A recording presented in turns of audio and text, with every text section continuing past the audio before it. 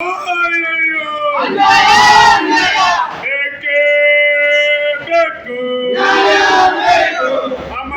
मांगे पूरी करो,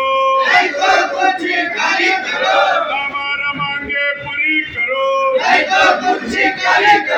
केंद्र ಮತ್ತು ರಾಜ್ಯ ಸರ್ಕಾರಕ್ಕೆ ಹುಬ್ಬಳ್ಳಿಯಲ್ಲಿ ಆಟೋ ಚಾಲಕರ ವಿವಿಧ ಬೇಡಿಕೆಗಳನ್ನು ಈಡೇರಿಸುವಂತೆ ಆಗ್ರಹಿಸಿ ಬೃಹತ್ ಪ್ರತಿಭಟನೆ ನಡೆಯಿತು.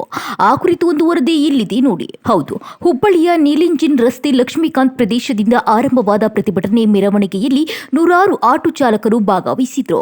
ಬಳಿಕ ತಹಸೀಲ್ದಾರ್ ಮೂಲಕ ಜಿಲ್ಲಾಧಿಕಾರಿಗಳಿಗೆ ಮನವಿ ಸಲ್ಲಿಸಿದ್ರು. ಇನ್ನು ರಾಪಿಡೋ, ಓಲೋ ಹಾಗೂ ಊಬರ್ ಸೇರಿದಂತೆ ಆ್ಯಪ್ ಆಧಾರಿತ ಸಾರಿಗೆ ಸೇವೆಗಳನ್ನು ರದ್ದುಪಡಿಸಬೇಕು, ಆಟೋಮೀಟರ್ ಕನಿಷ್ಠ ದರ ಹೆಚ್ಚಿಸಬೇಕು ಎಂದು ಆಗ್ರಹಿಸಿದ್ರು.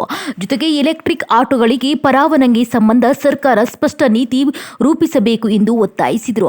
ಅಷ್ಟೇ ಅಲ್ಲದೆ ಬೇಡಿಕೆಗಳನ್ನು ಸರ್ಕಾರ ತಕ್ಷಣ ಈಡೇರಿಸದಿದ್ದರೆ ಮುಂದಿನ ದಿನಗಳಲ್ಲಿ ಹೋರಾಟವನ್ನು ಮತ್ತಷ್ಟು ತೀವ್ರಗೊಳಿಸುವುದಾಗಿ ಆಟೋ ಚಾಲಕರ ಸಂಘ ಎಚ್ಚರಿಕೆ ನೀಡಿದೆ. 25,000ಕ್ಕಿಂತ ಹೆಚ್ಚು ಆಟೋ ರಿಕ್ಷಾಗಳು ಸಂಚರಿಸಿದ್ದಾವೆ.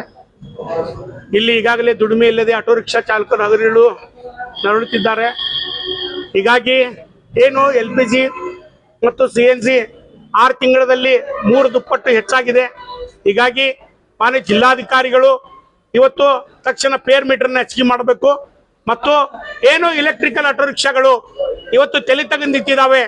ಎಲೆಕ್ಟ್ರಿಕಲ್ ಆಟೋ ರಿಕ್ಷಾಗಳು ಏನು ನೀವು ಈಗಾಗಲೇ 2-3 ವರ್ಷಗಳ ಹಿಂದೇನು ಕೊಟ್ಟಿದ್ದೀರಿ, ಅವಕ್ಕೆ ಪರ್ಮಿಟ್ ನೀಡಬೇಕು. ಇನ್ನು ಮುಂದೆ ಬರುವಂತ ಎಲೆಕ್ಟ್ರಿಕಲ್ ವಾಹನಗಳಿಗೆ 5 ವರ್ಷಗಳ ಕಾಲ ಅದನ್ನ ಸಂಪೂರ್ಣ ನಿಷೇಧ ಮಾಡ್ಬೇಕಂದ್ರೆ ಒಂದು 4th ತುಂಬಿದ್ರು ಕೂಡ ಅವ್ರಿಗೆ ಯಾವುದೇ ರೀತಿ ಪರ್ಮಿಟ್ ನೀಡಬಾರ್ದು. ಯಾಕಂದ್ರೆ ಈಗಾಗಲೇ ಹುಬ್ಬಳ್ಳಿ ಧಾರವಾಡದಲ್ಲಿ ಜನಸಂಖ್ಯೆ ಮೀರಿ ಆಟೋ ರಿಕ್ಷಾ